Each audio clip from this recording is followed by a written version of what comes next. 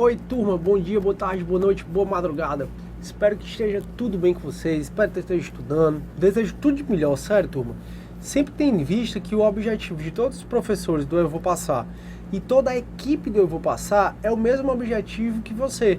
Como a gente até já conversou, o estudo é um momento muito solitário, onde você fica só você e o livro. Então você fica com relação de amor com o seu livro e esquece das outras pessoas, como o eremita, né, como o ermitão. Pois muito bem, pessoal. É um estudo solitário, mas sempre tenha em mente que você não está sozinho. Estamos todos os professores, eu e todos os professores do Eu Vou Passar, toda a equipe do Eu Vou Passar, apoiando você, fazendo o que a gente pode, o possível e o impossível, para lhe apoiar nessa fase. Está também sua família, seu namorado, sua namorada, quem quer que seja, as pessoas que lhe amam, estão te apoiando nessa fase. Então, muito embora a sociedade pareça estar contra você, você tem várias pessoas que você precisa se segurar, como seus professores, como também sua família e as pessoas que amam você. Então, turma, é uma fase que vai passar logo. Estude, viva essa fase, aprenda a viver, a gostar dessa fase, que ela vai passar logo logo. Vamos lá, professor, não dá para gostar não? Dá, pessoal. Pense sempre no seu crescimento intelectual e espiritual, na sua evolução como ser humano. Vai dar tudo certo. Bora lá. A gente está estudando a teoria da pena. Vimos então o conceito de pena, vimos então a finalidade da pena, resolvemos uma questão e começamos a ver os princípios de aplicação da pena. Vimos o princípio da anterioridade, o princípio da reserva legal, que na realidade eu nem aprofundei, porque senão eu ia repetir o que está no módulo 1, não tem sentido. Aí a gente viu o princípio da intranscendência, ou da personalidade, ou da pessoalidade, nenhuma pena passará da pessoa do condenado, e prevalece que esse princípio é um princípio absoluto. E aí, turma, agora a gente passa para o próximo princípio, o princípio da individualização da pena. Esse princípio da individualização da pena, ele é importantíssimo, porque assim, turma, no direito penal, nada pode ser levado em consideração no plano abstrato. No direito penal, tudo tem que ser analisado com base no caso concreto. Professor, não estou entendendo. Veja, o juiz ele não está autorizado a aplicar a minha pena maior do que uma pena, pode subir minha pena, porque ele acha que o crime é grave. Ah, Sidney, tráfico de drogas é grave, então eu vou aumentar a tua pena. Não, meu amigo, não é assim não. Ah, estupro é grave, então eu vou aumentar a tua pena. Não, meu amigo, não é assim não. O juiz ele não pode nunca levar em consideração o plano abstrato, a lei em tese. O juiz, para aplicar qualquer coisa no direito penal, tem que analisar o caso concreto. E aí existe esse princípio da individualização da pena, que ele foi motivo de decretação de inconstitucionalidade de vários artigos, que eu vou conversar sobre alguns deles com vocês, por conta exatamente desse princípio. O princípio da individualização da pena, ele vai dizer assim, ó, a lei regulará a individualização da pena. Ou seja, cada caso concreto vai ser individualizada a pena. Então, para cada criminoso deve ser individualizada a pena. Ainda que, por exemplo, existam várias pessoas sendo processadas pelo mesmo crime, o juiz não pode aplicar a pena uma só para todo mundo, não.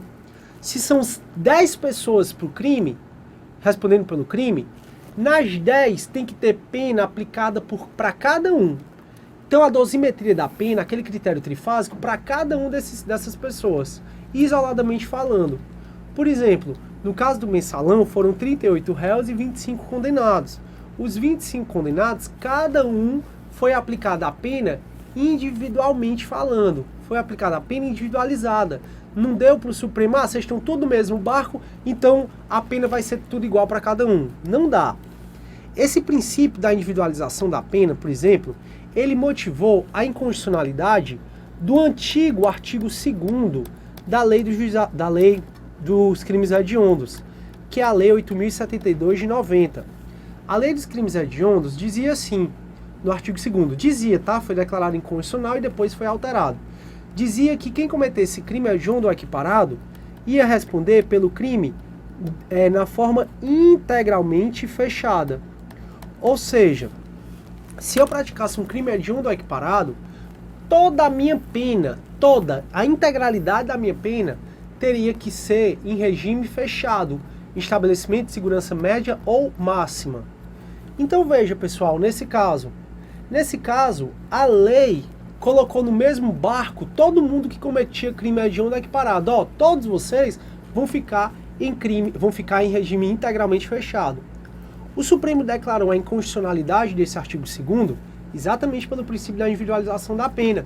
O Supremo disse, olha, não tem como o legislador pressupor que todo mundo que comete crime hediondo tem a mesma culpabilidade. Não tem como o legislador pressupor que todo mundo que comete crime hediondo equiparado está no mesmo barco e por isso merece a mesma aplicação de pena. A pena, de acordo com o princípio constitucional da individualização da pena, deve ser aplicado de acordo com o caso concreto e nunca da forma em tese. Aí o Supremo declarou inconstitucional e em 2007 veio uma alteração do artigo 2º de 2007, se não me engano foi a Lei 11.464, mas você pode ver na nota remissiva do artigo 2º, a Lei 11.464 de 97, e essa lei diz que crime hediondo vai começar no regime inicialmente fechado e não mais integralmente. Aí tudo bem. Até no Supremo já entraram com a ação direta de inconstitucionalidade, dizendo que mesmo esse artigo 2º, que diz que crime hediondo equiparado vai iniciar no regime inicialmente fechado, mesmo esse artigo 2º é inconstitucional. Por enquanto o Supremo não declarou a inconstitucionalidade dele, então tá valendo. Você que comete crime hediondo equiparado, independentemente da pena que vai ser aplicada a você, você vai iniciar no regime fechado, beleza? Tranquilo, mas sobre progressão de regime a gente vai ver isso ainda. Esse princípio da individualização da pena também motivou outras situações de inconstitucionalidades de artigo. Por exemplo, o artigo 44 da Lei de Drogas e o artigo 44, a Lei de Drogas, o artigo 44 da Lei de Drogas, que é a Lei 11.343 de 2006. Esse artigo 44 da Lei de Drogas, ele diz que está proibida, a parte final dele, é proibida por traficante a conversão de pena privativa de liberdade em pena restritiva de direito. Então, o artigo 44 da Lei de Drogas, ele proíbe que seja aplicada a conversão de pena privativa de liberdade em pena restritiva de direito para o traficante. E o Supremo já várias vezes declarou a inconstitucionalidade desse artigo, dizendo, olha, você não pode analisar com base no caso abstrato. Tudo no direito penal deve ser analisado com base no caso concreto. Então, se no caso concreto for possível a conversão de pena privativa de liberdade em pena restritiva de direito, que seja aplicada. E também, pessoal, é proibida para o traficante a concessão de fiança. E a concessão de fiança, lá na lei de drogas, é proibida a liberdade, diz assim no artigo 44 também, para o traficante é proibida a liberdade provisória, com ou sem fiança. Aí o Supremo disse, não, tudo bem, pode ser proibida a liberdade provisória com fiança, mas a liberdade provisória sem fiança não deve ser proibida. Professor, eu não sei o que é liberdade provisória. Queridos amigos, liberdade provisória é um assunto que você vai estudar em processo penal. Teria o maior prazer de explicar para vocês, mas eu não sou professor de processo penal de vocês, e se eu for explicar liberdade provisória eu vou fugir do assunto. Por isso que eu não vou explicar, certo? Mas então, por conta do princípio da individualização da pena, o Supremo disse, não, é sim permitido liberdade provisória sem fiança para o traficante. Beleza. Caso, depois que eu acabar o curso completo, eu comece um curso completo de legislação especial, aí caso isso aconteça, eu explico isso bem direitinho para vocês quando eu for explicar a lei de drogas. Então bora lá. O artigo 5º diz, a lei regulará a individualização da pena. Como eu falei, esse é um princípio bastante utilizado pelo Supremo e que motiva a inconstitucionalidade de vários dispositivos, de vários artigos. E adotará, entre outras. Turma, quais são as penas permitidas aqui no Brasil? As penas permitidas aqui no Brasil são pena de privação ou restrição da liberdade, que é exatamente as penas privativas de liberdade e a pena restritiva de direito, perda de bens, que é pena restritiva de direito, pena de multa, prestação social alternativa, suspensão e interdição de direitos. Então veja, aqui no artigo 5º, inciso 46 do Código Penal da Constituição Federal, em todos esses dispositivos do artigo 5º são da Constituição, ele fala das penas que são permitidas aqui no Brasil. Professor, então essas são as penas permitidas aqui no Brasil? Isso. A gente vai estudar cada uma dessas penas. Só saiba que esse rol é um rol exemplificativo, não é um rol taxativo. Ou seja, não são tão somente essas penas restritivas de direito que podem ser aplicadas aqui no Brasil. Exemplo, essas penas que podem ser aplicadas no Brasil. O artigo 28 da Lei de Drogas, que é o artigo que fala daquele que porta, que guarda, que adquire, que armazena, que planta droga para consumo pessoal. Esse artigo 28, ele traz penas que não existiam até então. Como, por exemplo, a admoestação verbal. O juiz, então, ele pode aplicar a pena para para aquele que porta droga para consumo pessoal, pena de comparecimento pessoal obrigatório a curso para falar dos efeitos da droga e pena de prestação de serviço à comunidade.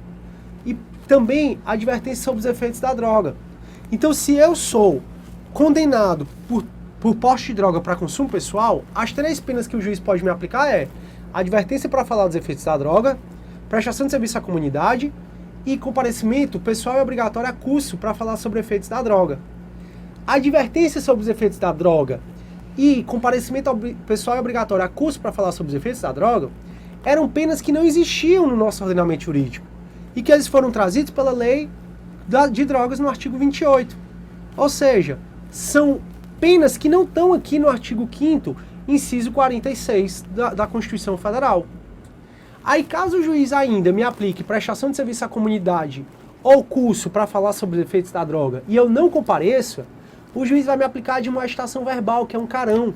Ou seja, novamente, o juiz, novamente, trouxe o legislador uma pena que não é prevista aqui no 46, e é uma pena que é constitucional, não tem problema. Então é isso, vou aprofundar isso mais depois com vocês. A lei regulará a individualização da pena e adotará, entre outras, as seguintes. Pessoal, quais são os momentos de observação desse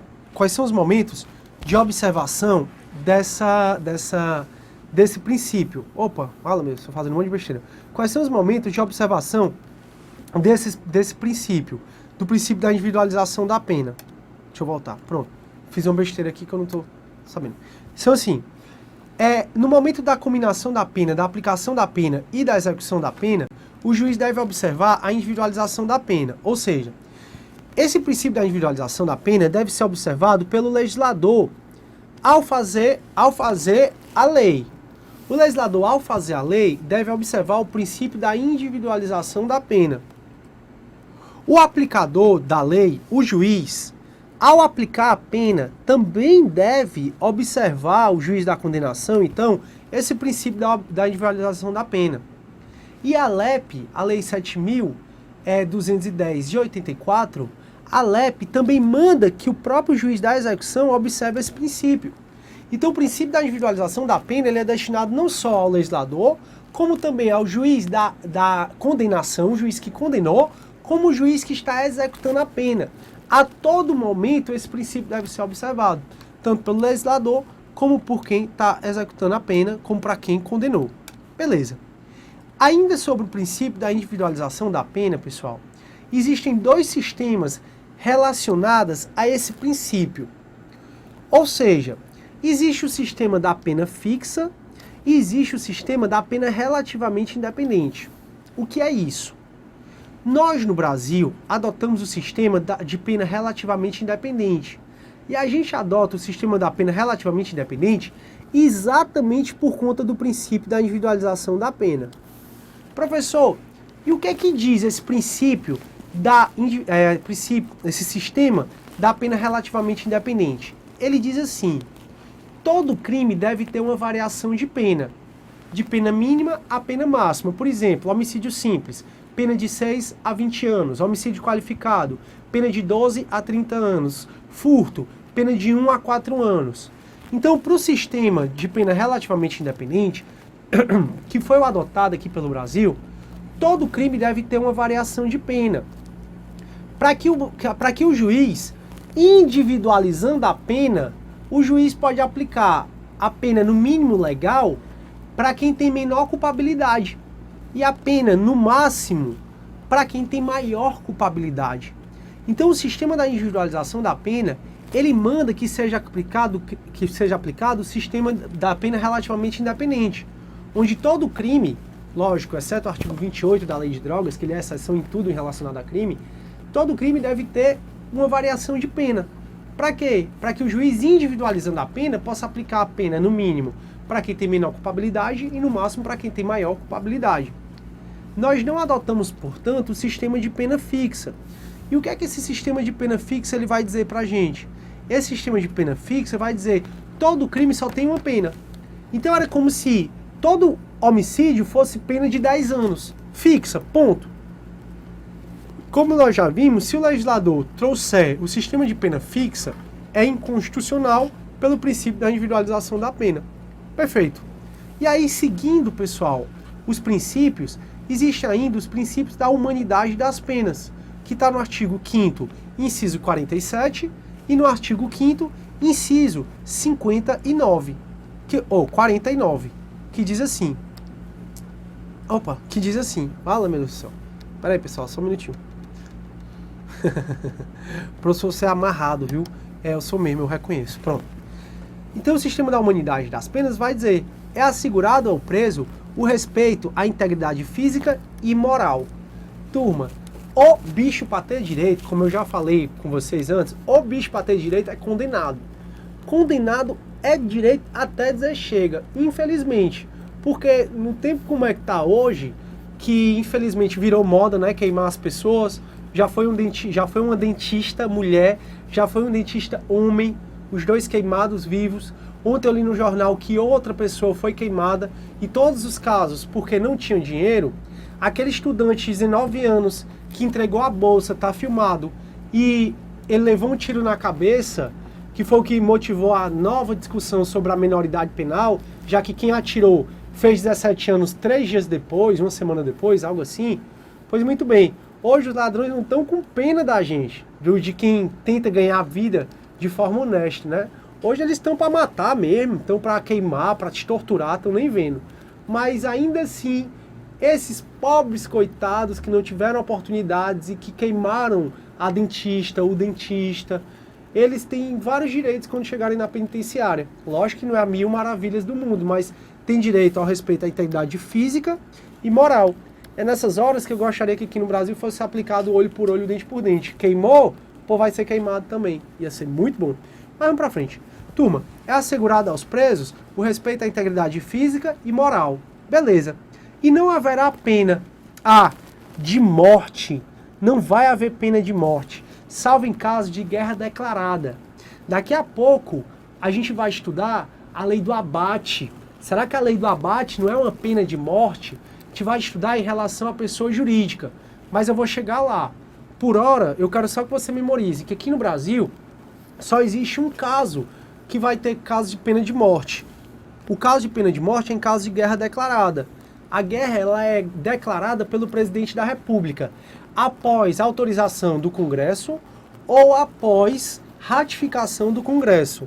Então, caso de guerra declarada, vai haver pena de morte e pela deserção, por exemplo, que é a traição, você for convocado e você foge, você comete deserção, pode ser aplicada a você pena de morte. A pena de morte aqui no Brasil ela é feita por fuzil. E a vantagem é que a família da vítima, e nem a vítima no caso o criminoso, né, aquele que vai ser morto, elas não precisam pagar a bala. A bala o Brasil vai dar de graça para você e vai ser por meio de fuzil. Então não haverá pena de morte, salvo em caso de guerra declarada. A gente ainda vai aprofundar mais isso. Não haverá pena de caráter perpétuo. Daí porque o artigo 75 do Código Penal diz que cumprimento máximo de pena privativa de liberdade aqui no Brasil é 30 anos. Não haverá pena de trabalho forçado.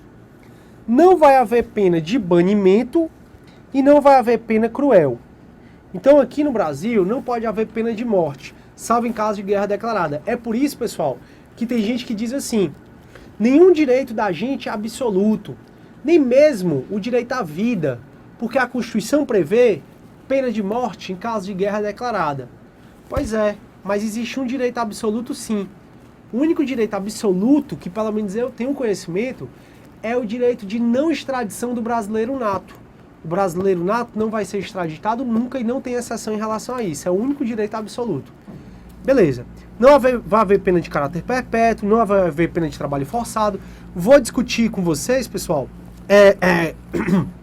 vou discutir com vocês em relação ao trabalho forçado, porque se você não trabalhar pela LEP, constitui falta grave. Não vai haver pena de banimento, é banir a pessoa do país sem que ele tenha para onde ir, e não vai haver pena cruéis. Não vai haver pena cruel aqui no Brasil.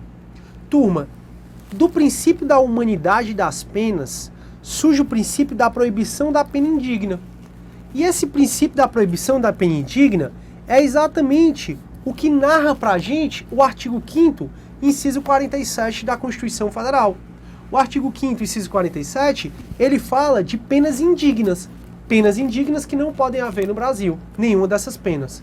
Como eu falei, por hora eu quero só que você memorize essas penas que são proibidas aqui no Brasil. Aí continuando.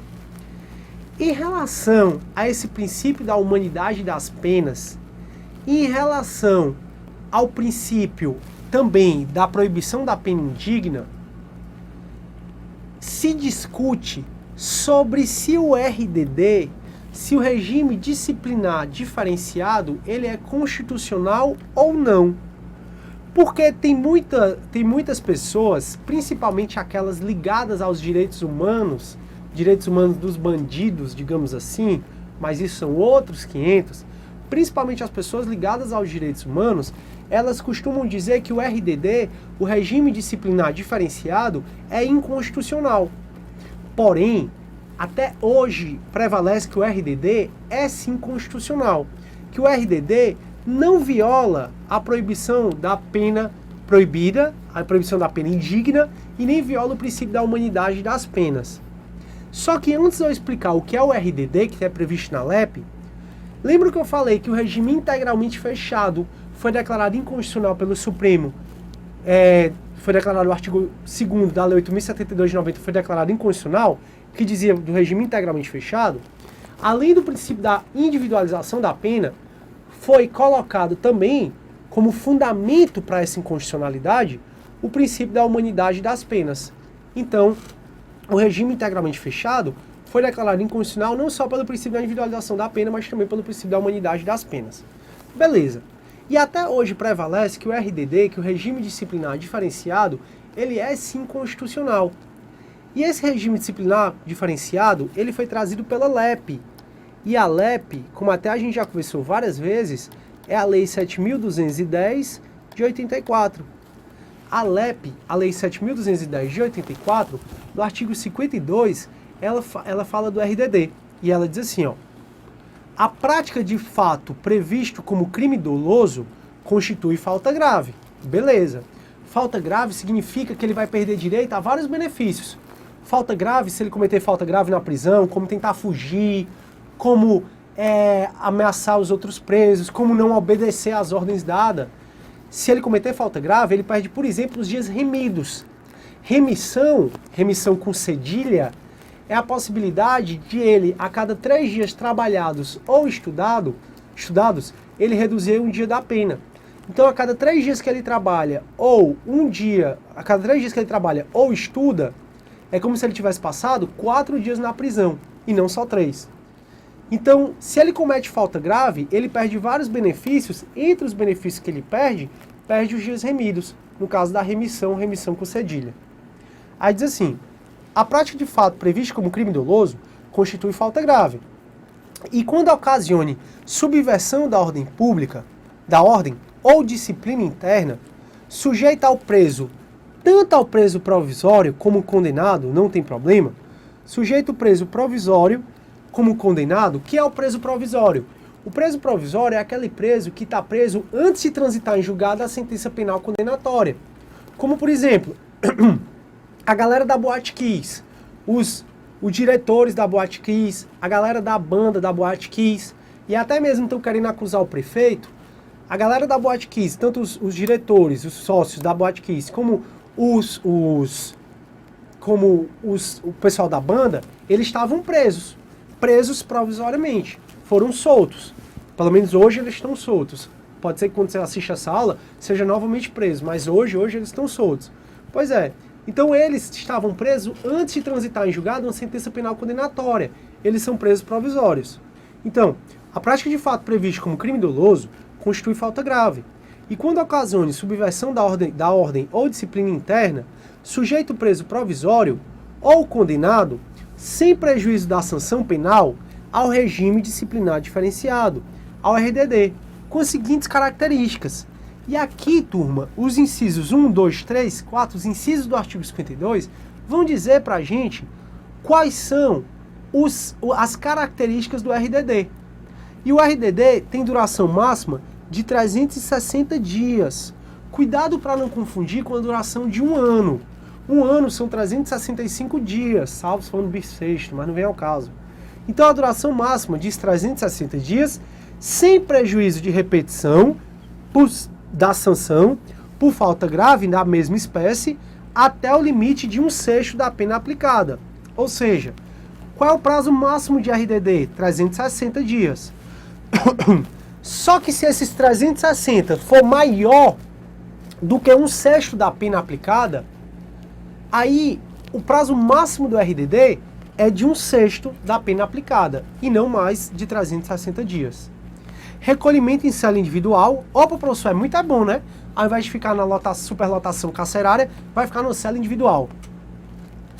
Isso seria bom se na prática acontecesse. Na prática, recolhimento mesmo em cela em cela com outras pessoas. Visitas semanais só de 2 pessoas, sem contar as crianças, com duração só de 2 horas.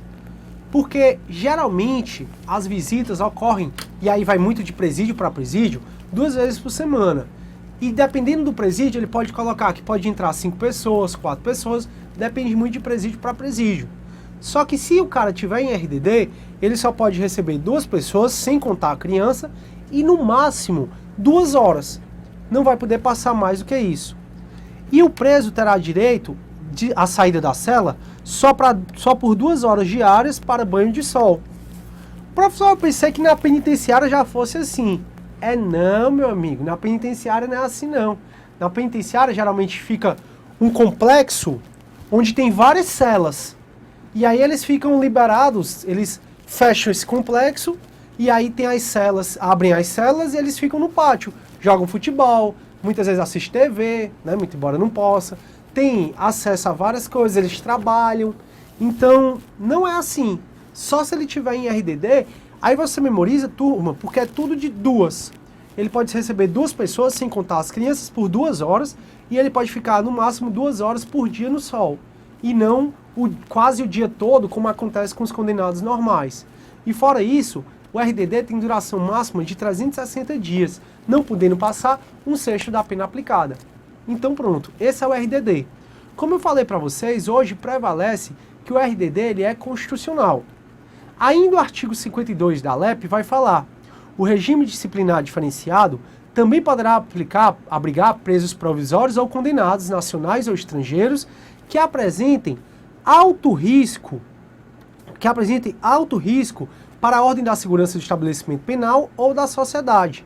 Aqui está falando assim: mesmo que o indivíduo não tenha praticado falta grave que causou subversão da ordem e disciplina interna, se ele for preso provisório ou condenado mesmo, e a presença dele causa em alto risco para a ordem e a segurança, ele pode ir para o RDD. Isso, no meu ponto de vista, é um pouco inconstitucional, porque o cara não fez nada, está vendo em abstrato, mas o Supremo ainda não disse que isso era inconstitucional. E o parágrafo 2º, então, ele vai dizer assim: estará igualmente sujeito ao regime disciplinar diferenciado o preso provisório ou condenado sobre o qual recaiam fundadas suspeitas de envolvimento ou participação a qualquer título em organização criminosa, quadrilha ou bando. Então perceba, aqui no RDD, vai para o RDD aquele que comete falta grave e subverta a ordem e a disciplina interna, aquele que representem alto risco à ordem e à segurança do presídio, e também aqueles que caem em fundada suspeita de integrar organização criminosa, quadrilha ou bando. Quando cai RDD, cai letra da lei mesmo. Não tem muito o que a gente discutir. O ideal é que você veja o artigo 52 e memorize as características do RDD e quando é possível que alguém seja submetido ao RDD. Turma, com isso eu fico por aqui. A nossa aula de hoje já acabou. E até amanhã, ou então até a próxima aula. Tudo de bom, turma. Bons estudos.